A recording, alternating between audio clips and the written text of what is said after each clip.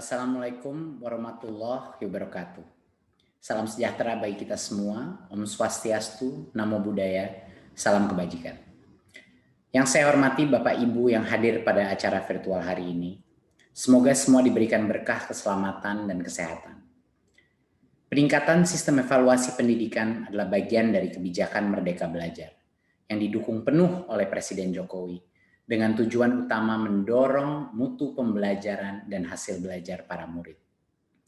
Untuk itu Kemendikbud mengeluarkan kebijakan asesmen nasional yang dirancang tidak hanya sebagai pengganti ujian nasional dan ujian sekolah berstandar nasional, tetapi sebagai penanda perubahan paradigma tentang evaluasi pendidikan.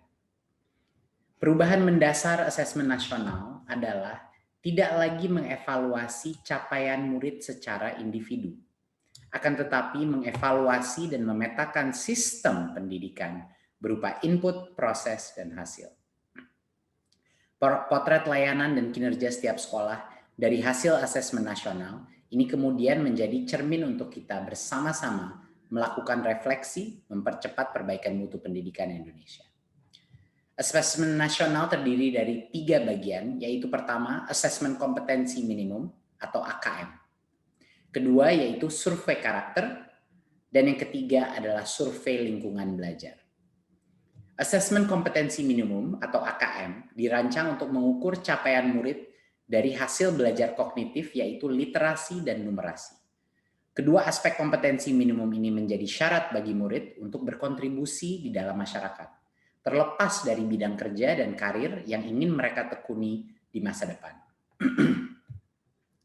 Fokus kepada kemampuan literasi dan numerasi tidak kemudian mengecilkan arti penting mata pelajaran, karena justru membantu murid mempelajari bidang ilmu lain, terutama untuk berpikir dan mencerna informasi dalam bentuk tertulis dan dalam bentuk angka atau secara kuantitatif.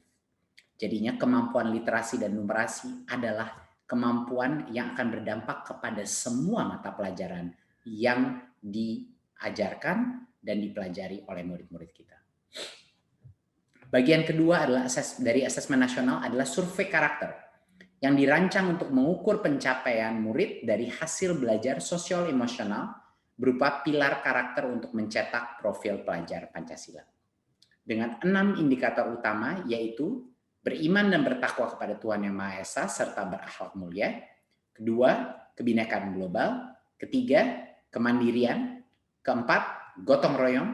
Kelima, bernalar kritis, dan yang keenam, kreativitas. Bagian ketiga dari asesmen nasional adalah survei lingkungan belajar untuk mengevaluasi dan memetakan aspek pendukung kualitas pembelajaran di lingkungan sekolah.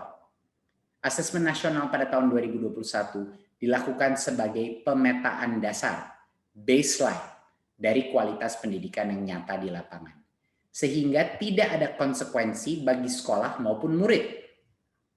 Kemendikbud juga akan membantu sekolah dan dinas pendidikan dengan cara menyediakan laporan hasil asesmen yang menjelaskan profil, kekuatan, dan area perbaikan di tiap sekolah dan daerah. Sehingga sangat penting dipahami, terutama oleh guru kepala sekolah, murid, dan orang tua, bahwa asesmen nasional untuk 2021 tidak memerlukan persiapan-persiapan khusus maupun tambahan yang justru akan menjadi beban psikologis tersendiri. Tidak usah cemas, tidak perlu bimbel khusus untuk asesmen nasional. Untuk itu, mari kita semua bersama-sama mendukung pelaksanaan asesmen nasional mulai tahun 2021 sebagai bagian dari reformasi pendidikan Indonesia. Terima kasih dan salam merdeka.